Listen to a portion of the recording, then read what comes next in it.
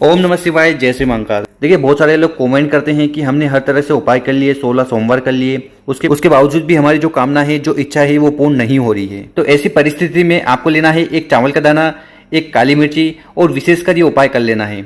उसके बाद आपकी जैसी भी कामना होगी वो पूर्ण होगी। अगर जीवन में परेशानियां हैं, बीमारियां हैं या घर में धन संपदा नहीं बढ़ रही है तो वो भी बढ़ने लगेगी। तो पूज्य गुरु जी की कथा को सुनकर ही ये उपाय बहुत अच्छे से समझाएंगे। उसके पहले इस वीडियो को लाइक कर दें और चैनल पर नए हो तो सब्सक्राइब जरूर करिएगा। तो जानते हैं पहला उपाय। देखिए, विशेषकर ये उपाय आपको कामना पूर्ति के लिए करना है या आपके घर में संपदा नहीं बढ़ रही है। कहने का मतलब है कि माता लक्ष्मी से जुड़ी समस्या चल रही है और साथ ही साथ आप इस बात को लेकर परेशान रहते हैं कि आपके जीवन में समस्या बहुत चल रही है और वो खत्म नहीं हो रही है, तब भी आपको ये विशेषकर उपाय कर लेना है।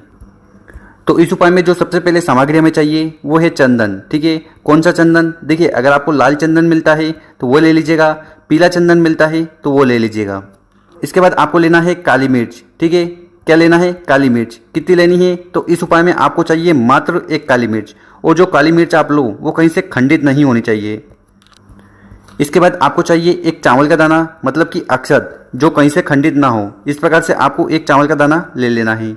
और इसके बाद आपको लेना है एक तांबे का लोटा, और इस तांबे के लोटे में आपको अपने घर से जल भर लेना है। जल भर लिया, इसके बाद क्या करिएगा कि हमने जो आगे चावल का दाना बताया है, एक काली मिर्ची बताई है, ठीक है, और जो चंदन बताया है, तो इन तीनों सामग्री को सबसे पहले आपको उठाकर इस जल के पात्र में समर्पित कर देना है। और ये कार्य आपको अपने घर से करना है। ठीक है, तो फिर आपको चले जाना है शिव मंदिर। ठीक है, कब जाना है? सुबह समय मिले तो सुबह, और शाम को समय मिले तो शाम को। ठीक, और शिव मंदिर में जाकर सबसे पहले आपको उत्तर दिशा की तरफ मुंह कर खड़े हो जाना है, और जो भी पूजा अर्चना आपको करनी है वो कर लीजिएगा। देखिए, यहाँ पर हमारे पास है एक जल का लोटा जिसमें हमने 3 सामग्री मिलाई है। ठीक है, तो इस जल के लोटे को आपको शिवलिंग पर 5 जगह समर्पित करना है, अपनी कामना, अपनी इच्छा या जीवन में जो भी परेशानियां हैं उसका स्मरण करते हुए। देखिए, आपको पता है कि शिव जी का पूरा परिवार शिवलिंग पर ही विराजमान है, तो विशेषकर ये उपाय आपको भगवान भोलेनाथ के परिवार को प्रसन्न करने के लिए करना है। तो करना क्या है कि जिस जल के लोटे में आपने काली मिर्ची, एक चावल का दाना और चंदन मिलाया था, उस जल के लोटे को उठाना है और उसको आपको शिवलिंग के ऊपर समर्पित कर देना है, अपनी कामना कहते हुए। तो सबसे पहले आपको जल को समर्पित करना है गणेश जी के स्थान पर, शिवलिंग के सीधे वाले भाग पर श्री शिव नमस्तुभ्यम का स्मरण करते हुए जल समर्पित कर देना। फिर माता अशोक सुंदरी वाली जगह पर थोड़ा जल समर्पित करना। फिर भगवान कार्तिकेय जी के स्थान पर थोड़ा जल समर्पित करना। फिर ये जो कटी भाग है, ठीक है, जहाँ पर शिवलिंग विराजमान होता है, यहाँ पर थोड़ा जल आपको समर्पित करना है। और फिर आखिरी में उस जल के लोटे में जितना जल है उसको आपको शिवलिंग के ऊपर समर्पित कर देना है, श्री शिवाय नमस्तुभ्यम का स्मरण करते हुए।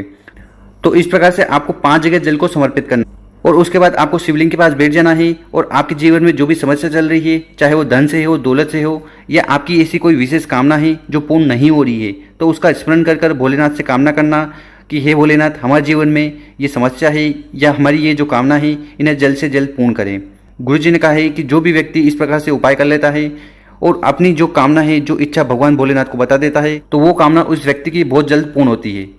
अब जान लेते हैं गुरुजी द्वारा बताया गया दूसरा उपाय। देखिए, आपने हर तरह से उपवास व्रत कर लिए, यहाँ तक कि आपने 16 सोमवार कर लिए, पशुपति व्रत भी कर लिया, उसके बाद भी आपकी जो कामना है, जो इच्छा है, वो परिपूर्ण नहीं हुई है, तो फिर उसके लिए विशेषकर इस उपाय को आपको कर लेना है। भगवान भोलेनाथ आपकी कामना पूर्ण करेंगे। तो ये उपाय कैसे करना है वो बताएंगे। उसके पहले अपने शुभ हाथ से 2 कार्य कर ले। एक तो इस वीडियो को लाइक कर दें और कम से कम 3 लोगों के साथ इस वीडियो को शेयर कर दें। तो इस उपाय में जो सबसे पहले हमें सामग्री चाहिए वो है शहद। क्या लेना है आपको? शहद। तो 1 चम्मच शहद आपको ले लेना है। इसके बाद जो अगली सामग्री है वो है बेलपत्र। ठीक है, कितनी बेलपत्र की जरूरत है? तो इस उपाय में मात्र 1 बेलपत्र लीजिएगा, और जो बेलपत्र लो वो कहीं से खंडित नहीं होनी चाहिए।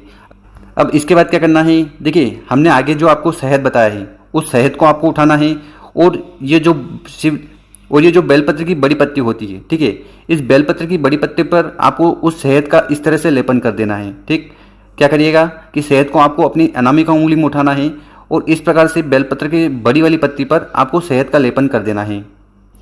इसके बाद आपको लेना है एक तांबे का लोटा, और इस तांबे के लोटे में आपको अपने घर से जल भर लेना। फिर इन दोनों सामग्री को लेकर आपको पहुंच जाना है शिव मंदिर। ठीक है, विशेषकर अगर ये उपाय आप प्रदोष काल में करते हो, शाम के समय करते हो, तो बहुत ही लाभदायक होगा। वरना अगर आपको समय नहीं मिल पा रहा है तो फिर आप इस उपाय को सुबह भी कर सकते हो, क्योंकि बहुत सारी माताएं बहनें, भाई बंधु के पास समय नहीं रहता है। तो ऐसी परिस्थिति में आप इस उपाय को सुबह भी कर सकते हो। शिव मंदिर में जाकर आपको सबसे पहले उत्तर दिशा की तरफ मुंह कर खड़े हो जाना है और जो भी उपाय अर्चना आपको करनी है वो कर लीजिएगा। देखिए ये जो उपाय है ये थोड़ा विशेष होने वाला है। तो आप क्या करिएगा, सबसे पहले आपके पास जो एक बेलपत्र है जिसमें आपने शहद लगाया था, उस बेलपत्र को उठाकर आपको शिवलिंग के ऊपर समर्पित कर देना है, श्री शिवाय नमस्तुभ्यम का स्मरण करते हुए। इसकी जो डंडी होगी जलाधारी की तरफ होगी, पत्ती आपकी तरफ होगी और शिवलिंग पर उल्टा बेलपत्र समर्पित होता है। तो जिस साइड आपने शहद लगाया है वो शिवलिंग से स्पर्श होना चाहिए। तो इस प्रकार से आपको सबसे पहले ये बेलपत्र समर्पित कर देना है। और इसके बाद क्या करना है कि आपके पास जो जल का लोटा है उस जल के लोटे को उठाना है और वहीं बेलपत्र के ऊपर आपको समर्पित कर देना है, श्री शिवाय नमस्तुभ्यम का स्मरण करते हुए। और जल को समर्पित करने के बाद क्या करिएगा कि आपको अपना सीधा वाला हाथ उठाना है और उस बेलपत्र के ऊपर रख देना है। ठीक है, तो यहाँ पर आपने शहद वाली बेलपत्र समर्पित करी है, उस पर हाथ रख देना और हाथ रखते हुए आपके मन में जो भी कामना है, ठीक है, या जो भी इच्छा है जो बहुत दिनों से पूर्ण नहीं हो रही है, उसके लिए आपने हर तरह से व्रत कर लिए, उपवास कर लिए, पर वो कामना पूर्ण नहीं हो रही है, तो उसके लिए आपको ये विशेष तरह से उपाय कर कर आपकी जो भी मन की कामना है, इच्छा है, उसको कह देना है। गुरुजी ने कहा है कि जो भी व्यक्ति इस प्रकार से बेलपत्र समर्पित कर कर अपना सीधा वाला हाथ उस बेलपत्र पर रखकर कामना कह देता है तो उसकी कामना बहुत जल्द पूर्ण होने लगती है। इसी के साथ अगर ये उपाय किसी बीमार व्यक्ति के लिए कर रहे हो तो ये जो जल बहता हुआ जाएगा इसको यहाँ पर रोक लेना है और घर पर ले जाकर उस व्यक्ति को कुंदकेश्वर महादेव जी का स्मरण करते हुए जल का ग्रहण करवा देना है।